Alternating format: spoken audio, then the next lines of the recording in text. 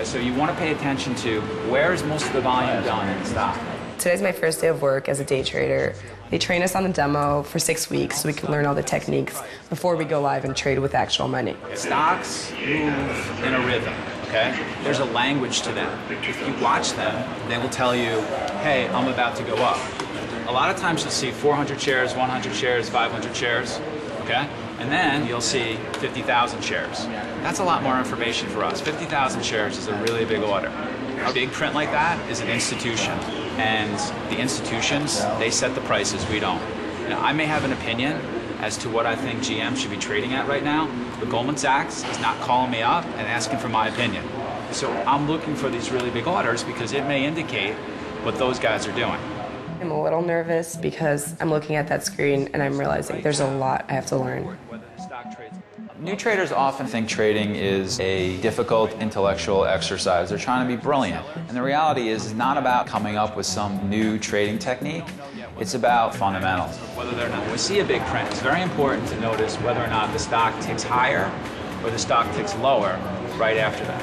So say we get a really... Every morning at 9 o'clock, all the traders have a meeting about the stocks that are going to be in play for that day. Dr. B, what do we got this morning?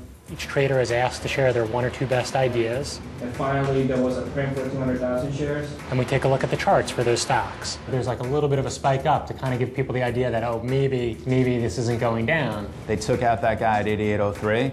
Stock traded up about 8 cents. 45 is a really big level. If it goes down there, it has like 1 to 2 points of upside. Honestly, I didn't really understand everything that was discussed in the meeting. 7, right?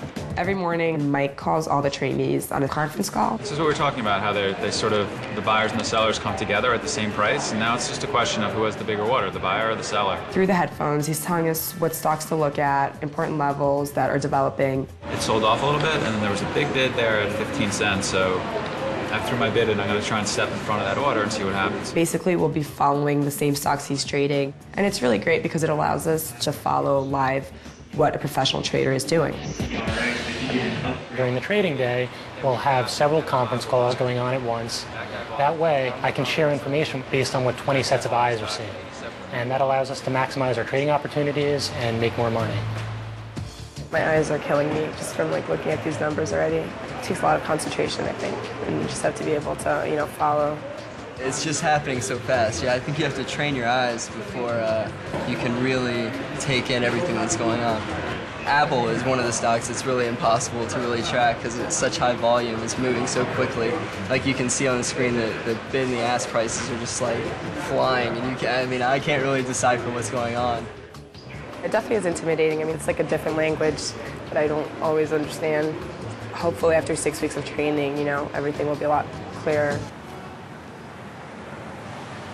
I just want to say one thing about this word day trader. We are short-term traders. We do exactly the same thing that they do at Goldman Sachs and Morgan Stanley and Merrill Lynch.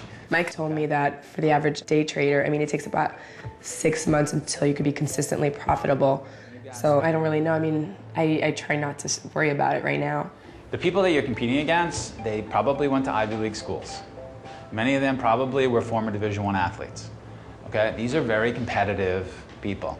They've been doing this for longer than you. They have more money than you, and you have to compete against those people. And the great thing about this job is that it's a meritocracy. I promise you this. There's going to be a point where you say to yourself, I can't do this. It's too hard. I'm not good enough to succeed at this job. You have to believe that you are going to be the next great trader on the street. You have to believe that. Okay, this is a great job. It's worth all the sacrifice.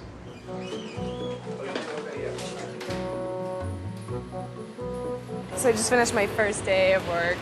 It went well. It definitely felt more like school than actually working. We'll see. Tomorrow's a new day. They told us to be patient, not to expect big results right away.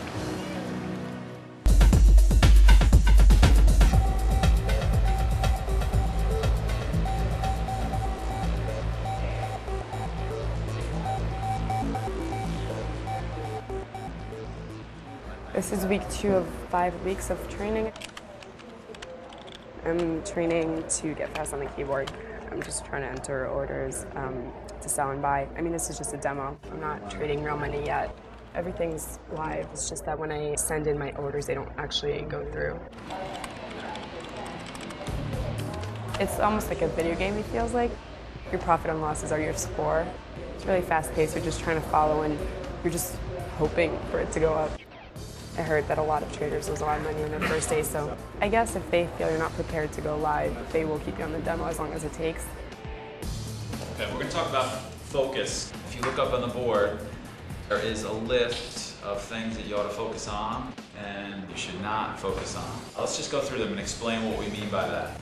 It's been really great working at SMB. Mike and Steve have devoted so much time in training us.